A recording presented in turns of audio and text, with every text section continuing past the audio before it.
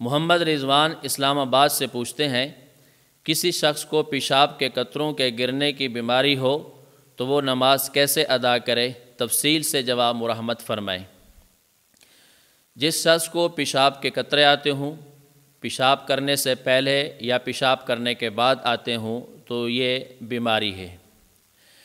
اب یہ شخص معذور کب ہوگا اور اس کی نماز پڑھنے کا طریقہ کار کیا ہوگا؟ اس شخص کو اس تسلسل کے ساتھ پیشاب کے قطرے آتے ہیں کہ اتنا وقفہ بھی نہیں ملتا جس سے یہ فرض نماز ادا کر سکے۔ فرض نماز ادا کرنے کے بقدر بھی وقفہ نہیں ہے، مسلسل پیشاب کے قطرے آ رہے ہیں تو ایسا شخص معذور ہے۔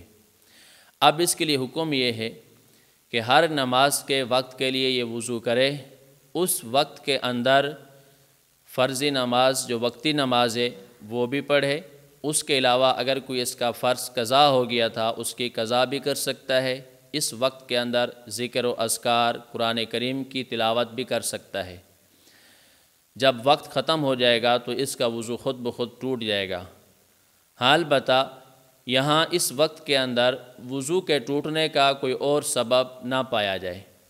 نمبر 2، اگر اس کو پیشاب کے قطرے آتے ہیں لیکن وقفے سے آتے ہیں، اتنا وقفہ مل جاتا ہے کہ یہ فرض نماز جتنی دیر میں پڑھ سکتا ہے تو ایسا شخص معذور نہیں ہے۔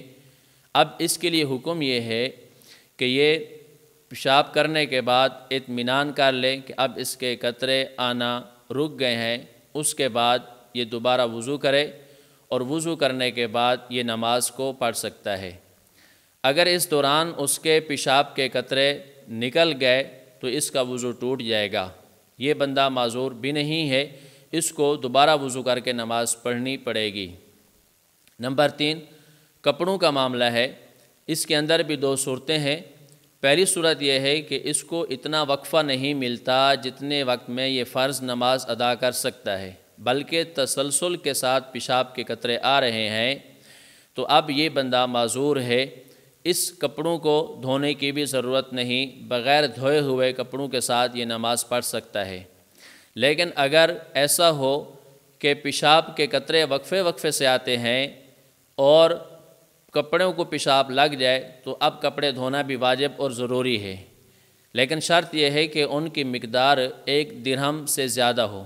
1 درہم کا مطلب یہ ہے کہ 1 قطر جس کا 1 انچ دائرہ ہو، یہ درہم کی مقدار ہوتی ہے، لہذا اس سے زیادہ ہوں تو وہ کپڑوں کو دھو لے، تو اس طریقے سے یہ نماز ادا کر سکتا ہے۔